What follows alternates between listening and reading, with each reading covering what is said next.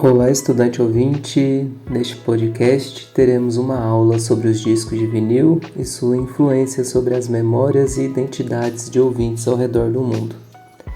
Neste primeiro momento, vamos a uma apresentação do tema.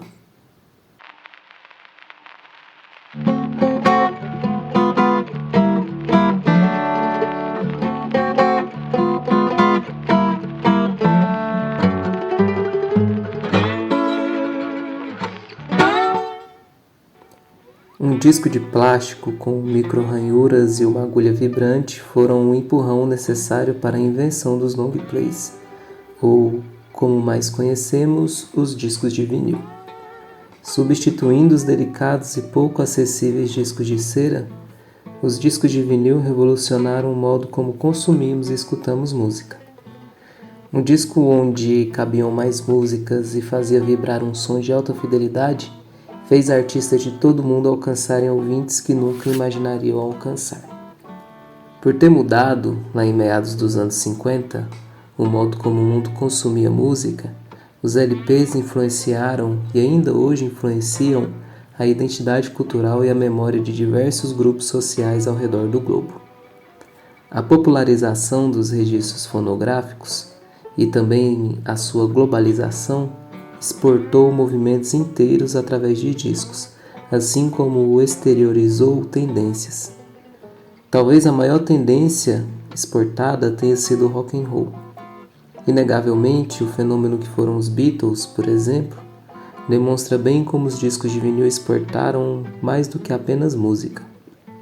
Mais populares que Jesus foi o que John Lennon, um integrante da banda, afirmou em uma entrevista em 1966.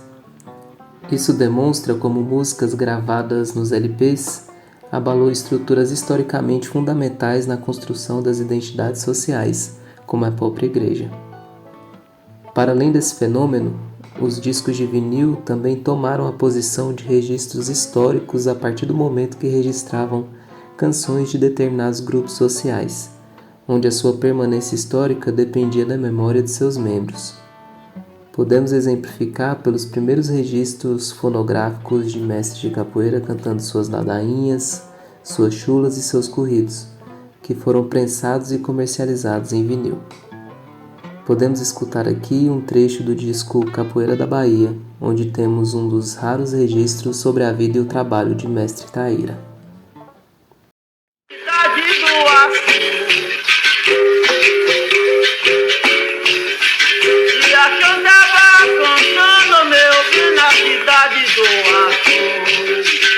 Apareceu um peito meu que daí veste do urubu. Na carga e solo meu que a caça de corubu.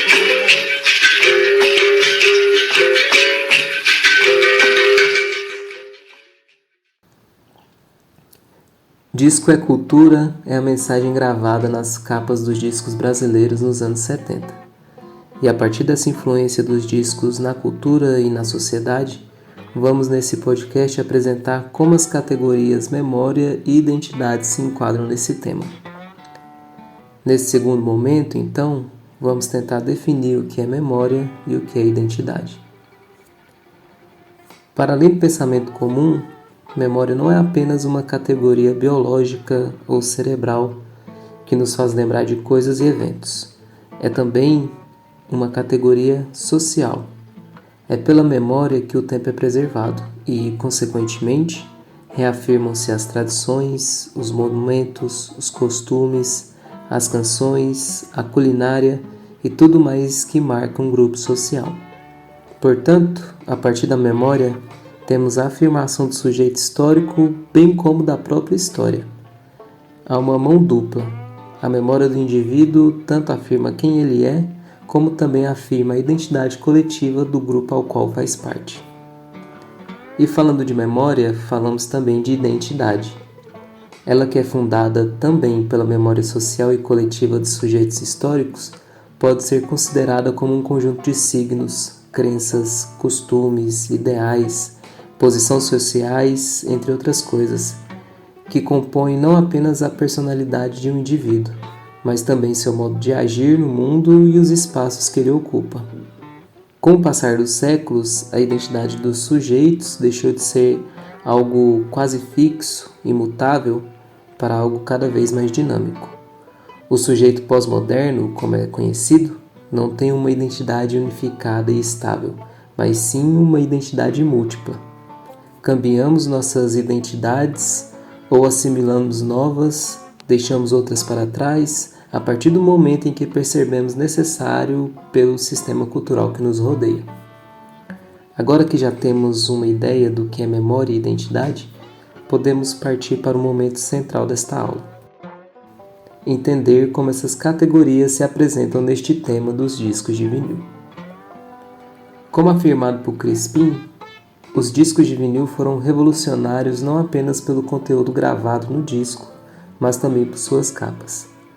Como afirmado pelo autor, as capas, em muitas casas, serviam como elemento decorativo. Para além disso, como complementa Reis, várias capas se tornaram símbolo representativo de sua época, trazendo influências diretas à cultura visual do tempo em que foram consumidas. Hoje, as capas de discos também servem ao estudo de materiais gráficos desconhecidos ou negligenciados, encontrados nas mãos de colecionadores, sebos e feiras. Ainda segundo o mesmo autor, as capas são um elemento riquíssimo ao estudo da memória gráfica. Sobre o consumo dos discos, Silva explicita que vão além de uma prática puramente musical, mas de uma experiência de diversos níveis que são percebidos inclusive no campo das memórias. Ouvir um disco de vinil constrói e reconstrói o imaginário de um passado, auxiliando na construção de sentido sobre o presente e o futuro. Por a música ser um resultado do contexto histórico e social ao qual ela nasce, o ato de escutar um disco rememora contextos históricos e elementos sociais que os circundam. Em aspectos mais amplos, o ato de escutar um disco faz emergir memórias de um contexto social e político regional, ou de momentos históricos marcantes para determinados grupos sociais. Podemos exemplificar pelos discos gravados em tempos de ditadura militar no Brasil. A mensagem transmitida pelas canções remonta a esse momento histórico, tanto pela musicalidade quanto pela letra cantada, que se contorcia em metáforas para escapar da censura pelos militares. Já em aspectos mais particulares, escutar um disco remonta a memórias de pessoas, momentos e contextos particulares que trazem um impacto afetivo ao estudante. Na União Soviética, por conta de uma regulação do que a população do país consumia culturalmente e pelo valor alto dos discos, criou-se um mercado secreto que pirateava discos, gravando, a partir dos originais, cópias de músicas em chapas de raio-x adquiridas em hospitais. Ficaram conhecidos como discos de ossos, que eram distribuídos por valores muito abaixo dos originais. A qualidade dos discos de ossos era baixíssima, mas boa o suficiente para transmitir a sensação de ouvir uma música. Hoje, os discos são exibidos em museus como parte da história da União Soviética.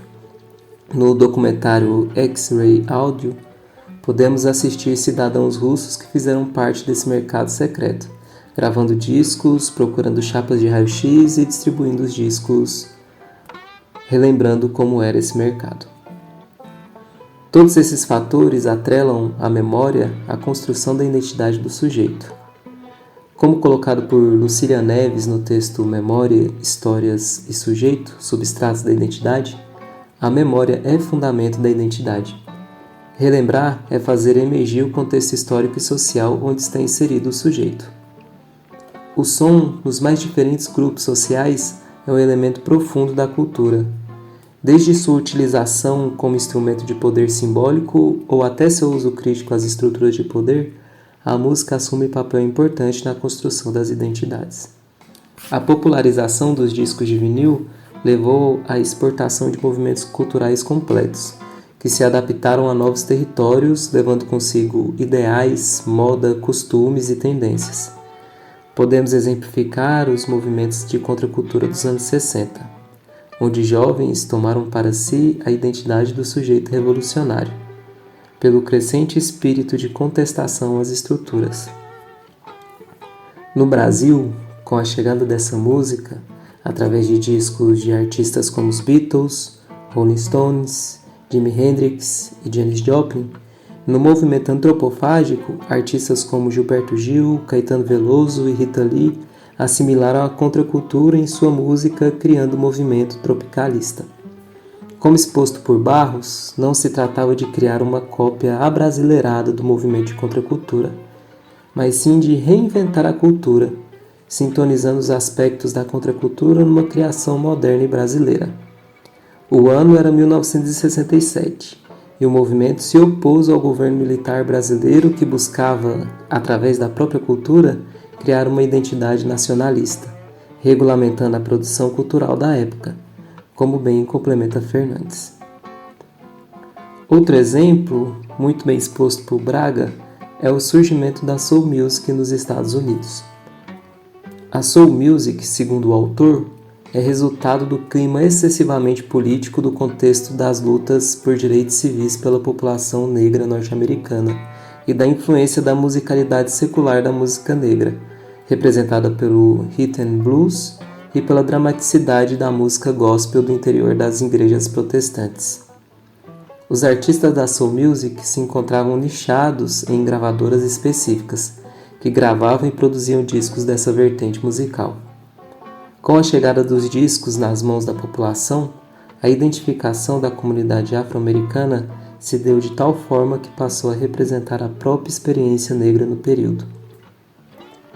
Nesse contexto, a Soul Music compunha uma política cultural negra mais ampla, que era o movimento Black Power. Através dos meios de comunicação em massa da época, o movimento se espalhou por todo o globo. Entretanto, foram os discos de vinil os principais difusores desta cultura. Chegando no Brasil, houve logo uma identificação por parte da população negra brasileira, em especial no Rio de Janeiro e São Paulo. Os bailes blacks se fundaram ao som dos discos de soul norte-americanos, onde o modo de se vestir, dançar e o cabelo Black Power se tornaram parte essencial e indissociável do grupo que frequentava. Bom, desta maneira, os discos de vinil alimentam a memória de indivíduos ao redor do mundo, ajudam a formar sujeitos e identidades culturais, e os exemplos aqui dados são pequenos em comparação a todo o universo que circunda este tema. Inclusive, foi um disco, nesse caso de ouro, que enviamos ao universo de carona na sonda espacial Voyager, com saudações gravadas em diversas línguas e sons do nosso planeta. Agora, no momento final deste podcast, faremos uma pequena atividade reflexiva para vias de avaliação do que aprendemos nesta aula. Relembre de uma música que remonte memórias de um momento de infância. Não necessariamente músicas do universo infantil, como as músicas dos discos da Xuxa ou de desenhos animados, mas sim músicas que te lembrem momentos em família ou lugares por onde viajou, ou seja, momentos marcantes. Após esse resgate, procure lembrar ou descobrir o artista e responder as seguintes perguntas. Essa música foi lançada em um disco específico? Em qual ano ou época esse disco foi lançado? Outra pergunta é: você consegue se lembrar da capa desse disco? Não importa qual tipo de mídia, se foi uma mídia digital, se foi em CD ou se foi em disco de vinil. Tente lembrar qual a capa desse disco, como era a arte da capa desse disco. Outra pergunta é: por que você ouvia essa música nesse determinado contexto? E, por último, é possível fazer uma relação entre o gênero, o artista e o momento que essa música te fez lembrar? Como tais momentos influenciaram na formação das suas identidades? Essa última pergunta talvez seja a mais importante. O que tal música diz sobre o espaço, o momento e o contexto em que você estava? E como isso faz parte da sua história e da sua construção como ser social? Então, essa atividade é uma atividade reflexiva e de análise para a gente conseguir encontrar em exemplos particulares onde estão e quais são as categorias de memória e identidade dentro do contexto musical em que a gente cresce, é criado e aprende a gostar, amar ou às vezes até odiar. Após fazer esse resgate da música e do momento histórico que você escutou ela, as lembranças que ela te traz, deixe aqui nos comentários as suas reflexões acerca das perguntas propostas nessa atividade. Vamos, a partir desses comentários, criar um debate sobre a importância da memória na construção da história e também na construção da identidade, daquilo que nós somos. Após esse exercício reflexivo, ficamos por aqui com o nosso podcast. Todas as referências citadas e utilizadas nesse trabalho, nesse podcast, estão aqui na descrição desse vídeo, assim como o link para acesso ao documentário que conta a história dos discos russos feitos a partir de chapas de vinil. Conta um pouco da história desse mercado clandestino russo. Obrigado pela atenção dada até aqui e lembre-se sempre, disco é cultura.